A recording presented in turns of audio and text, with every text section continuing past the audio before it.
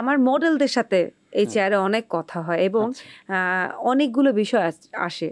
অভিনেতা বা অভিনয় শিল্পী বা মডেলদের ক্ষেত্রে কাস্টিং কাউচ আসে, একটা গিভ অ্যান্ড টেকের সম্পর্কের ব্যাপারটা আসে, যে মডেলদের ক্ষেত্রে খুব উঠে আসে যে গিভ অ্যান্ড টেক ছাড়া ইন্ডাস্ট্রিতে নাকি কাজ পাওয়া যায় না। এখন মডেলরা অনেক সময় নিজেদের গা বাঁচিয়ে চলে, কেউ বলে তো কেউ বলে না, বা তাকে নিয়ে আমরা অনেক কিছু শুনি, যা রটে তার কিছু তো বটে। আপনি একটা মানুষ যিনি আসলে বলতে পারবেন যে আসলেই কি ইন্ডাস্ট্রিতে গিভ অ্যান্ড টেকের জায়গা থাকে? আসলে থেকে আমি বলি গিভ অ্যান্ড টেক বলতে দেখেন, আমার যে ওয়াইফ, আমি কিন্তু আমার ওয়াইফকে যদি আমি ভরণ পোষণ দেই বলে কিন্তু একটা মানে আমার বাসায় থাকছে, আমি ভরণ পোষণ না দিই সে কিন্তু থাকবে না।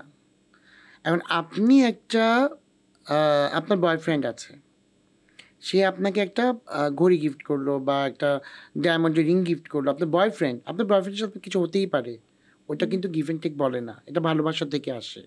সেম জিনিসটা হতে পারে, কিন্তু গিভ অ্যান্ড টেক শব্দটা কিন্তু শুনতে খুব বাজে শোনায়, সেটার উপর আমার মানে জানা নেই।